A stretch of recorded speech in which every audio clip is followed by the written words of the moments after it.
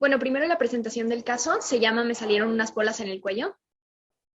Este se trata de un paciente masculino de 50 años que presenta cansancio al subir las escaleras y palpitaciones en las noches. Se nota pálido, menciona la aparición de sangrado cuando se cepilla los dientes, además de moretones en sitios donde no recuerda haberse golpeado. También le duelen los huesos por las noches y se nota con escalofríos. Todo esto se le hace raro porque ya ha tomado varios antibióticos, pero se enferma de nuevo. Y por último menciona la aparición de nódulos que le salieron en el cuello y en las axilas. Entonces, ¿qué le pasa? Pues hablando primero sobre las bolas del cuello, esto podría deberse a una inflamación de los ganglios linfáticos. La causa más común para la inflamación es una infección vírica o bacteriana que muy pocas veces está relacionada al cáncer. Sin embargo, en este caso, dado los síntomas como son la fatiga, la debilidad, la palidez, los moretones, el dolor de huesos y las encías inflamadas, se puede relacionar con lo que sería la leucemia mieloide aguda. Esta se origina de células que se convertirían en glóbulos blancos en la médula ósea, pero se propaga a otras partes del cuerpo, incluyendo los ganglios linfáticos, el hígado, el vaso, el sistema nervioso central. Y esto podría explicar la relación que hay entre las bolas del cuello, que sería la inflamación de los ganglios linfáticos, y el sangrado de las encías. Bueno, ahora vamos a hablar sobre la coagulación, la cual se refiere al proceso de formación de un coágulo, el cual va a ser una malla de fibrina sobre la cual se van a unir plaquetas, eritrocitos, leucocitos, entre otros. Va a ser un tapón estable en el vaso sanguíneo lesionado, cuya función va a ser detener el sangrado. Es importante mencionar que para la coagulación se van a necesitar de varios factores de coagulación, los cuales en su mayoría van a ser proteasas, las cuales mediante escisión proteolítica se van a activar. Para la coagulación vamos a necesitar de diferentes vías. La primera vía va a ser la intrínseca, la cual va a ser activada cuando la sangre entra en contacto con una superficie negativa. Aquí vamos a tener primeramente el factor 12 o bien el factor de Hagemann, el cual mediante la ayuda del quininógeno de alto peso molecular va a ser activado. Este factor 12 activado nos va a convertir la precalicreína en calicreína. La calicreína nos va a dar una retroalimentación positiva en la activación de este factor de Hagemann. Este factor de Hagemann activado, además, con la ayuda del quininógeno de alto peso molecular, van a activar al factor 11, o bien el antecedente tromboplastínico del plasma. Este factor 11 activado, nuevamente con la ayuda del quininógeno, van a activar al factor 9 o bien al factor de Christmas. Por otra parte, vamos a tener que también se va a activar el factor antihemolítico. Tanto el factor de Christmas como el factor antihemolítico activados y el calcio circundante van a formar un complejo trimolecular que va a estar unido a la membrana, el cual se va a llamar tenaza intrínseca. Esta tenaza intrínseca lo que va a hacer es que va a activar el factor de Stuart o el factor 10, el cual va a ser usado en otra vía. Posteriormente vamos a tener a la vía extrínseca, la cual va a ser activada cuando la sangre entra en contacto con el tejido fuera del vaso. Lo que vamos a tener es que la sangre va a salir del vaso junto con el factor de coagulación número 7, el cual se llama factor estable o proconvertina. Este factor va a entrar en contacto con el factor tisular, que es un factor que va a estar circundando en el tejido fuera del vaso. Cuando entra en contacto con este factor tisular, se va a activar. Entonces, tanto el factor estable o la proconvertina activado como el calcio circundante y el factor tisular nos van a formar otro complejo trimolecular llamado tenaza extrínseca, el cual también va a convertir el factor de Stuart en su versión activa, el cual va a ser usado en la vía común. En la vía común, como ya mencionamos, vamos a tener al factor 10 o al factor de Stuart activado, ya sea por la vía intrínseca o por la vía extrínseca. Lo que va a hacer este factor 10 activado es que va a convertir al factor 5 o bien al factor lábil o proacelerina en su versión activa. Tanto el factor 10 como el factor proacelerina y el calcio circundante nos van a formar otro complejo trimolecular unido a la membrana, el cual se va a llamar protrombinasa. Esta protrombinasa lo que va a hacer es que va a convertir a la protrombina en trombina, la cual a su vez nos va a ayudar a convertir el fibrinógeno en monómeros de fibrina activa. También la trombina nos va a dar una retroalimentación positiva en la activación del factor 13, del factor 5, del factor 8 y sobre su propia activación. Además, la trombina nos va a permitir la activación plaquetaria que después nos va a servir para la agregación plaquetaria. Por último, como mencionamos, la trombina va a activar al factor 13, el cual es el factor estabilizador de fibrina. Este factor estabilizador de fibrina va a convertir a los monómeros de fibrina en una malla de fibrina, lo que ya viene siendo el coágulo.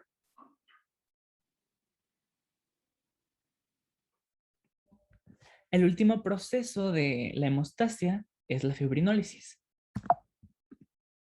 Esta consiste en la degradación del coágulo. Esto primero tiene que ver con la generación de plasmina. Esto va a ser posible debido a la uroquinasa activadora de plasminógeno, la cual es producida principalmente en el riñón, y por el activador de plasminógeno tisular, que va a ser producido por las células endoteliales de los vasos sanguíneos. Estos van a activar de una proenzima plasminógeno a plasmina como tal, que es una enzima proteasa que se va a encargar de cortar, de degradar los coágulos. Esto va a consistir en, primero se tiene la red de fibrina y luego va a llegar la plasmina y pues va a degradarlo a productos de degradación de la fibrina y bueno, ahí termina el proceso de fibrinólisis. Y bueno, ahora vamos con el sistema inmune. En cuanto a las generalidades del mismo, su principal función es eliminar las moléculas y células que son ajenas al cuerpo humano y pues que estas son potencialmente nocivas para el mismo. Una de sus funciones o habilidades principales es el reconocer y destruir las células que son anormales en los tejidos y estas son clasificadas como antígenos AG. Bueno, nuestra primera línea de defensa ante antígenos los encontramos en la piel con las defensinas, en la córnea y las mucosas como de los aparatos respiratorio, digestivo, urogenital y las glándulas sebáceas y sudoríparas. Un ejemplo son el ácido láctico y los ácidos grasos. Y bueno, encontramos dos tipos de respuesta inmune. Podemos decir que existe la innata y la adaptativa. En la innata encontramos los granulocitos, los mastocitos, los macrófagos, las células dendríticas y las células asesinas naturales, natural killer. Y en la parte adaptativa podemos encontrar como los linfocitos T, tanto CD4 como los CD8 citotóxicos y los linfocitos B. Y bueno, otra de sus habilidades podemos decir que es la curación de las heridas. Aquí abajo tenemos una imagen de las diferentes neutrófilos, basófilos, monocitos, células dendríticas, linfocitos T, linfocitos B, natural killer. Y bueno, ahora vamos con los órganos del tejido inmunitario. Encontramos de dos tipos, primarios y secundarios. En cuanto a los primarios, estos son aquellos en los que los linfocitos se originan y pues maduran por linfopoiesis y se pueden dividir como en médula ósea y timo. Y en la parte de los secundarios ya son algunas estructuras que son especializadas que recolectan estos antígenos de lugares anatómicos específicos y estos activan los linfocitos maduros por la presentación de un antígeno. Podemos encontrar órganos como son las anginas, los ganglios linfáticos, el vaso con sus diferentes divisiones de pulpa blanca, pulpa roja y zona marginal, donde salen diferentes células, las MALT, el tejido linfático asociado a mucosa, las BALT, el tejido linfoide asociado al bronquio y el GALT, el tejido linfoide asociado al intestino. Primero tenemos el sistema inmune innato. La inmunidad innata se encuentra presente desde el nacimiento y dura toda la vida. Nos podemos referir a ella como la primera línea de defensa porque destruye los agentes infecciosos o patógenos desde el primer momento que ingresa en el cuerpo. Esto lo hace por medio de diferentes mecanismos de defensa, como lo son las barreras tanto físicas como químicas y biológicas. También entra el sistema del complemento y hay algunas células involucradas. Algunos ejemplos de las barreras físicas son el pelo, la piel, la mucosa. De barreras químicas son la saliva, el sudor, las lágrimas, el jugo gástrico.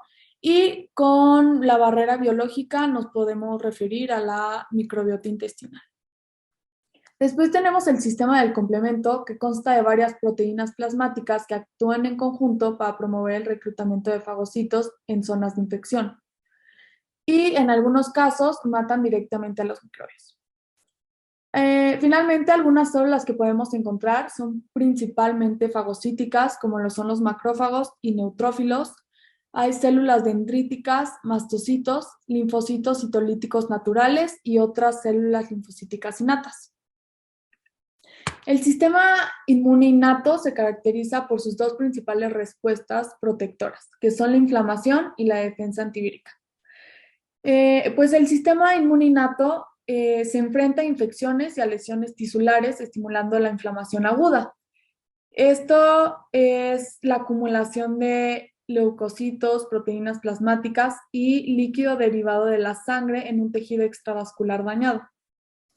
Y la respuesta antivírica se encarga de combatir una infección vírica, induciendo la expresión de interferón tipo 1 para inhibir su replicación.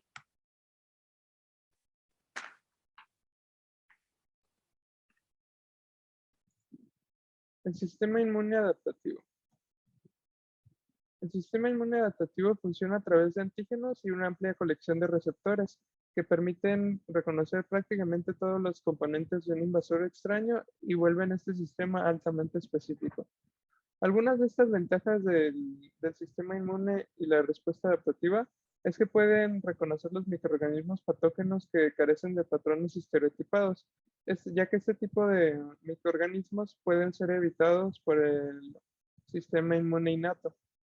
Y las respuestas pueden ser muy específicas frente a un microorganismo patógeno determinado, ya que estos pues expresan antígenos que son específicos para cada patógeno. Además, la especificidad de la respuesta permite que se genere la memoria inmunitaria. Y estas características nos permiten tener inmunidad específica por toda la vida frente a patógenos como el sarampión y la difteria. Además, esta inmunidad específica no, se puede inducir de manera artificial, lo que nos permite la creación de vacunas.